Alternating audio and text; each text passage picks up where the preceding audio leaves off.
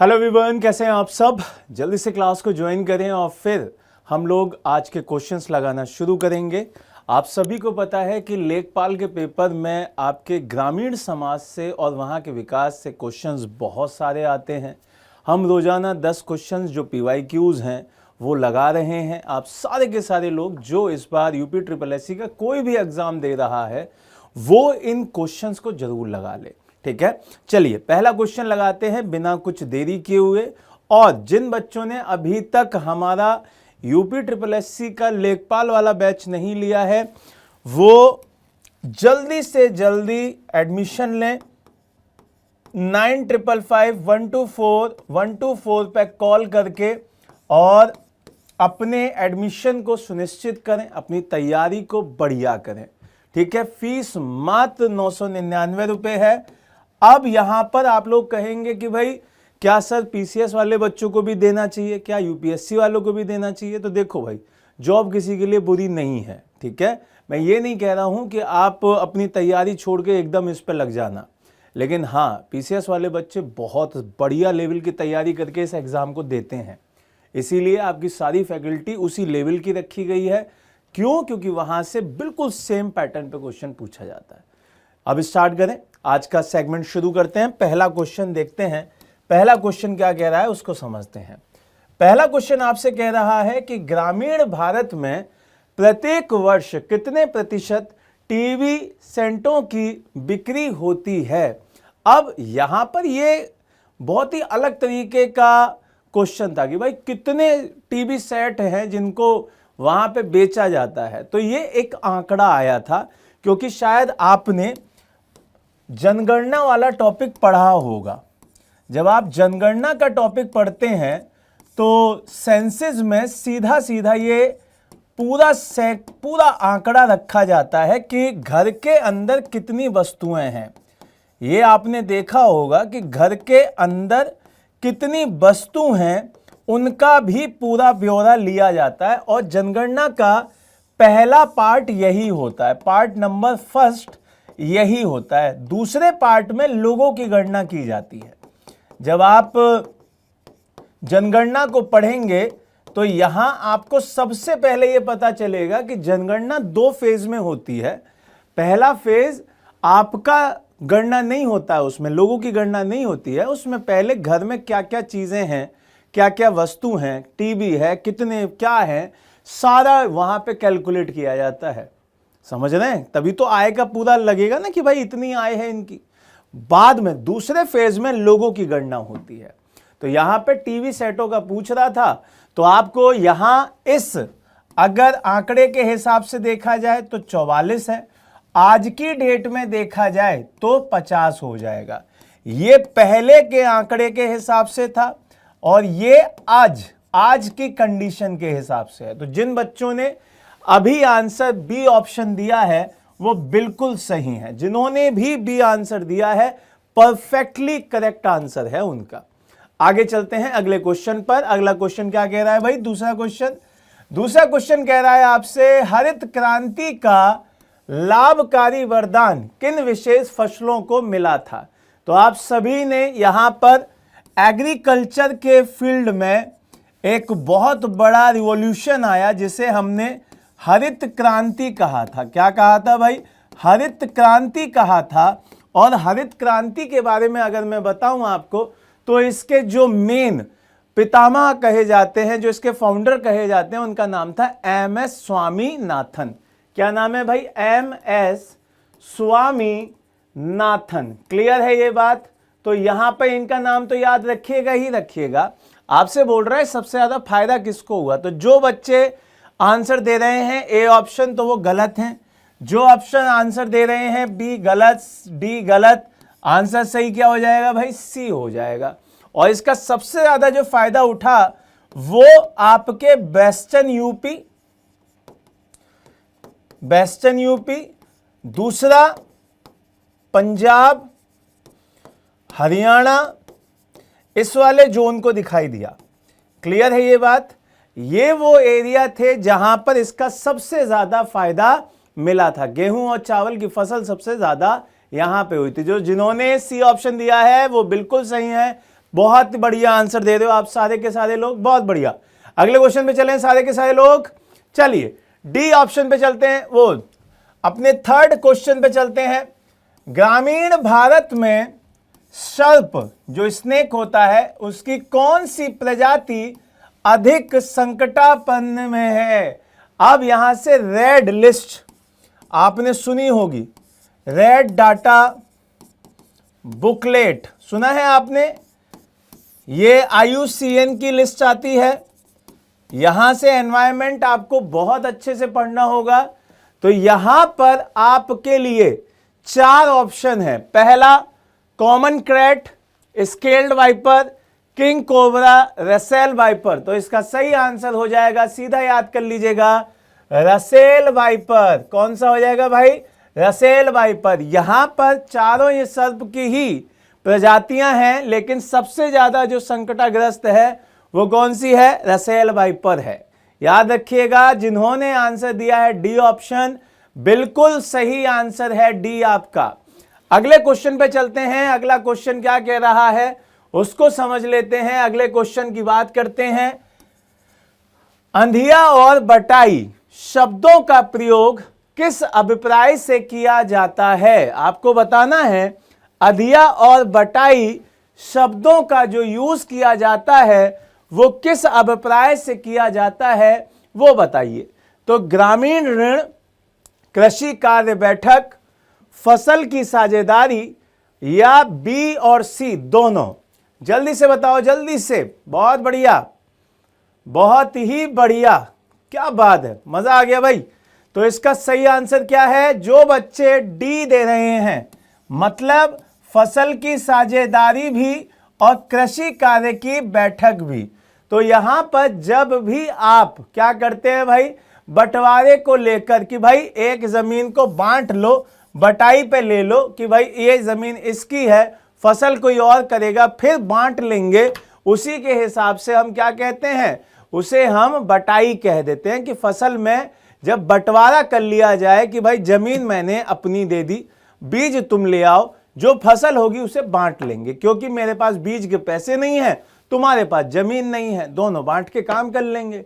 इसे कहते हैं बटाई और अधिया, आधा हिस्सा कर लेना, बांट लेना। समझ में आ रहा है भाई? तो ये आपका आंसर हो जाएगा डी ऑप्शन। समझ में आया? चलो अगले क्वेश्चन पे चलते हैं। अगला क्वेश्चन क्या कह रहा है? 5वां क्वेश्चन, बहुत ही बढ़िया। यहां पर कुछ जानवर लिखे हुए हैं, जानवर की किस्म पूछ रहा है। पहले तो फसल की किस्म पूछता था, अब यहां पर जानवर की प्रजाति पूछ रहा है।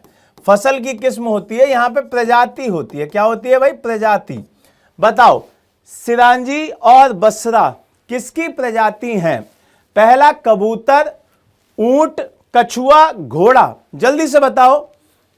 बहुत बढ़िया, आपने एक गाना सुना होगा, कबूतर जा जा जा, कबूतर जा, है ना? तो वो यही है। यहां पे कबूतर की प्रजाति है आपकी बसरा और सिराजी। ठीक है, ये बहुत इंपॉर्टेंट हो जाता है, आपको याद रखना है। डायरेक्ट चलेंगे इससे अगले क्वेश्चन पे। तो जिन्होंने ए ऑप्शन दिया है बिल्कुल सही आंसर दिया है, ए ऑप्शन। आगे बढ़ते हैं, छठे क्वेश्चन पे चलते हैं। छठा क्वेश्चन क्या कह रहा है?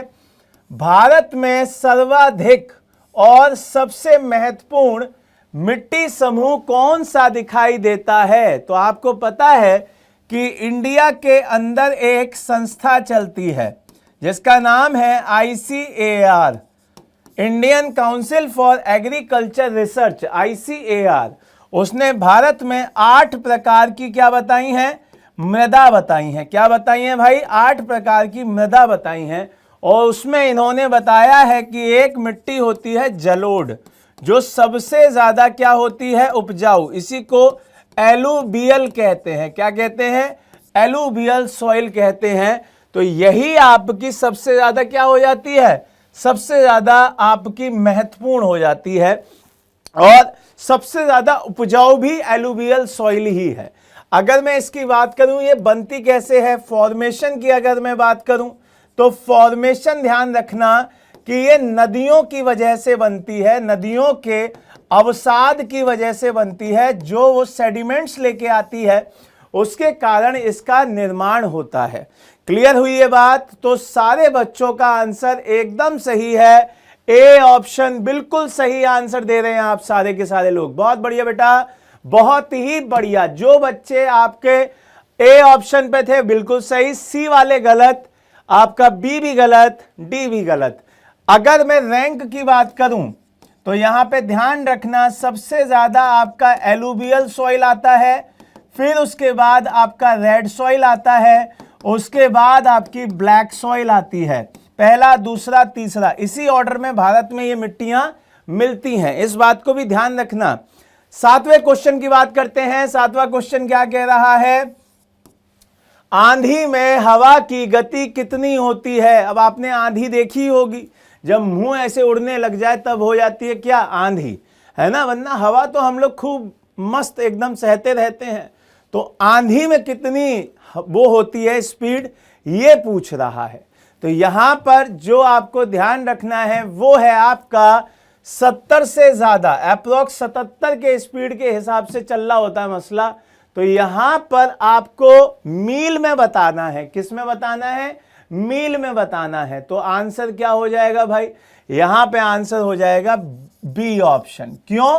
क्योंकि ये 73 के आसपास चलती है मील में। ठीक है, क्या चलती है? 73 के आसपास जो स्पीड चलती है मील में प्रति घंटा। ये आपको ध्यान रखना है। अगर प्रॉपर आपको याद रखा जाए तो 73, तो इसीलिए ये 80 वाले स्लॉट में आएगी।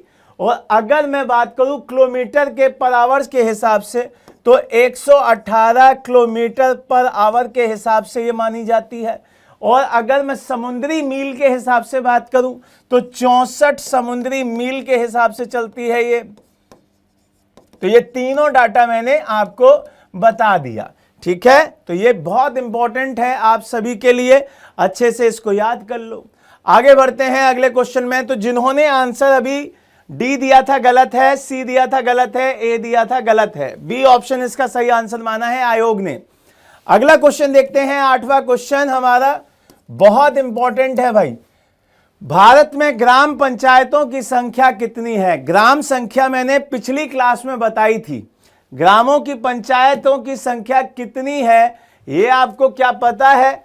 तो देखो, गैर आबादी वाले गांव से अधिक, गैर आबादी वाले गांव से कम, गैर आबादी वाले गांव के बराबर, आबादी वाले गांव के बराबर। तो यहां पर ए ऑप्शन हो जाएगा भाई, क्योंकि गैर आबादी वाले गांव से अधिक है वो, ए ऑप्शन। और आज की डेट में अप्रोक्स आपको ध्यान रखना है कि 2,50,000 के करीब क्या हैं भाई आपकी ग्राम पंचायतें हैं।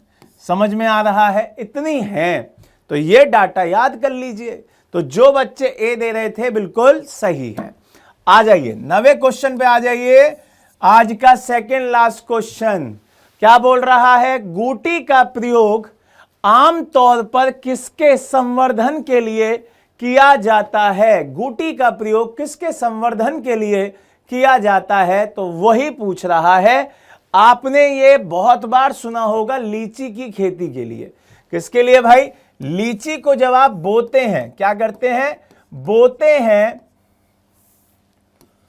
जब आपको बोने का टाइम आता है, जब आपको बोना होता है, तब आप किसका प्रयोग करते हैं? गूटी का प्रयोग करते हैं। तो इसका मतलब लीची के बोने के समय पर गूटी का प्रयोग किया जाता है। लास्ट क्वेश्चन, सी वाला गलत है बेटा, आपका जो आम वाला है गलत और पपीता अनानास गलत है। लास्ट क्वेश्चन है आपका बहुत आसान क्वेश्चन, बहुत आसान, लेकिन संस्थान से क्वेश्चन आएगा जब भी आप इंस्टीट्यूट की बात करते हैं कि भाई इंस्टीट्यूट से क्या क्वेश्चन आते हैं, तो बिल्कुल आते हैं। केंद्रीय आलू अनुसंधान केंद्र कहां पे है ये आपसे पूछा जाएगा। पहला फैजाबाद, शिमोगा, शिमला, लखनऊ। तो एक जगह पड़ती है कुफरी। कौन सी जगह पड़ती है भाई? कुफरी, वहां पे आता है, प्रॉपर वहां पे है। और आंसर बी ऑप्शन बिल्कुल सही है आप लोगों का। बी ऑप्शन इसका सही जवाब हो जाएगा। तो जो बच्चे आज हमसे पहली बार मिले वो हमारे चैनल को सब्सक्राइब करें और इस बैच को लेने के लिए 9555124124 पे कॉल करें और जल्द से जल्द अपने लेखपाल वाला बैच ज्वाइन करें। उसके साथ साथ यूपीएससी और आपका यूपी पीसीएस, अदर पीसीएस के बैच भी आप ज्वाइन कर सकते हैं। इसमें आपकी अलग अलग फीसेस हैं। आप यहां पे कॉल करके कोई भी अगर बैच ज्वाइन करना चाहते हैं तो इजीली उसे ज्वाइन कर सकते हैं। क्लियर है? तो हम दोबारा से नई वीडियो में मिलेंगे, नई क्लास में मिलेंगे। तब तक के लिए मुस्कुराते मुस्कुराते चीजें सीखते रहो और ऐसे ही आंसर देते रहो। ठीक है? तो आज के लिए bye bye, take care, God bless, जय हिंद, जय भारत।